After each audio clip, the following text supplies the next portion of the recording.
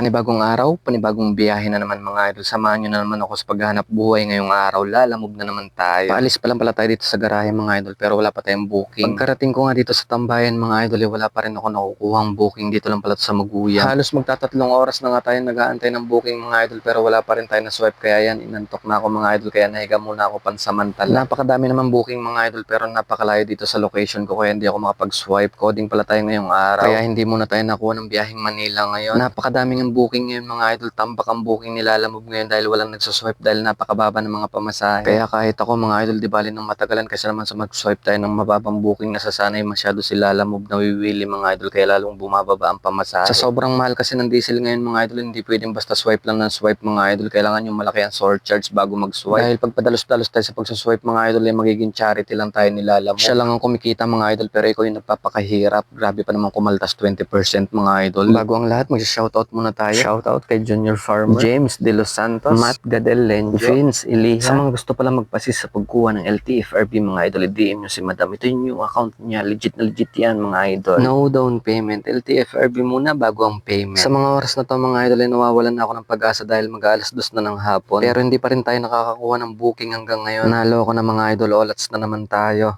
Tambak ang booking mga idol, walang kumukuha ng mga booking. Daming booking mga idol oh. Ano nangyari kay Lalamove? Ang baba kasi ng pamasahe, tambak ang booking mga idol oh. Baliktad ka naman kasi Lalamove, nagmamahal ang diesel tapos ikaw pababa ng pababa ang pamasahe.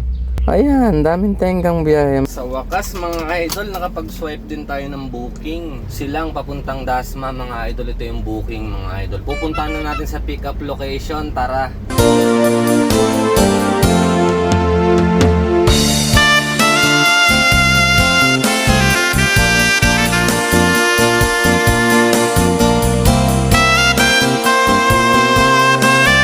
Dito na tayo sa pick up location mga idol. Furniture yata ikakarga sa atin mga idol. Titignan natin. Furniture nga mga idol, mga kahoy na lamesa yata ikakarga. Nakakarga na mga idol yung pangarga natin. Solid yung pangarga mga idol. Kahoy. Gagawin niya itong lamesa to. Yan. Kapal nito mga idol, gagawin lamesa. Gandang lamesa nito mga idol Solid. Alas 3 na ng hapon mga idol, first booking pa lang natin to. Naloko na. Mahirap talaga pag coding. Coding kasi tayo ngayon mga idol, di tayo makapa-Manila. Ayoko kasi naghahabol ako sa oras.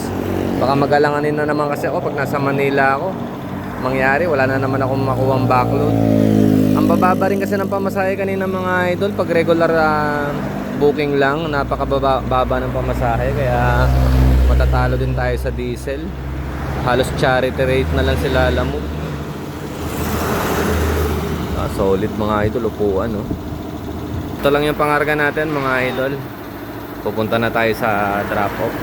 Dito lang sa Dasma yung drop off natin mga idol, napakalapit lang din. Bumalik tayo mga idol, dito lang sa may malapit lang din sa pinag-pick upan natin kanina kasi may pinadaanan si Madam, nakalimutan daw.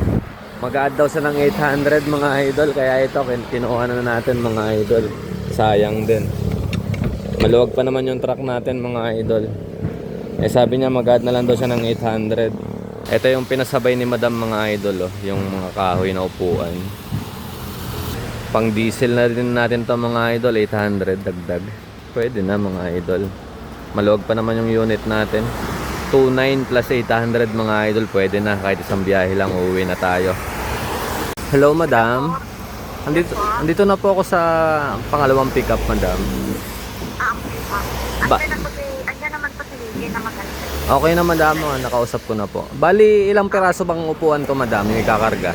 Dalawang set out ng salo po ang pinakarga sa inyo. Opo. Last na ba to madam, itong pick up na to? Ano po? Last na po ito? Wala na po akong ibang dadaanan? Wala na. Yan lang. Okay po, okay. Pinarga na niya ata yung mga share. Opo. Bali, sa last set to madam, no, dalawang set lang. Dalawang set. Okay po madam, salamat po. Okay, thank you po. Thank you po. Yung mga idol, nakausap na natin yung nag-book. Okay na rin mga idol, 800 naman idadagdag niya sa atin eh. Pwede na to mga idol, isang biyahe lang tayo, gawa nung hapon na din. Alas 3 pasado na mga idol. Malapit lang naman ang drop off nito mga idol sa ano lang, sa Dasma lang. Mga idol, puno na. Okay na to mga idol, diretso na natin. Tinawagan na natin si madam, sabi ko kung wala nang ipapasakay. Ang sabi naman niya mga idol, wala na daw, sigurado na to mga idol, diretso na natin sa Dasma to. Okay na rin yun mga idol, yung ad niya 800 pandiesel. Yan na yung pandiesel natin sa biyahe natin mga idol. Kanina mga idol, nawalan na ako ng pag-asa. Akala ko hindi na ako makakuha ng booking. Anong oras na tayo nakakuha ng booking kanina? Alas 2 na yata. Sibat na tayo mga idol, tara.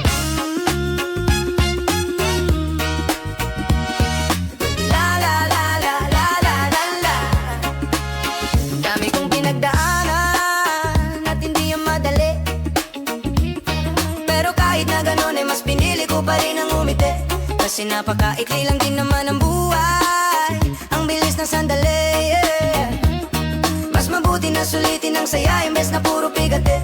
Kasi ganyan lang ang buhay, wag mainipin kung ano ang parating. Ito na tayo mga idol sa drop off dito sa Dasma. Ina-unload na nila mga idol. Okay.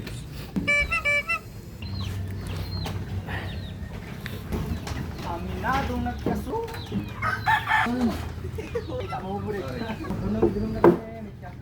Tapos na tayong i-unload mga idol. Pauwi na tayo ng Carmona.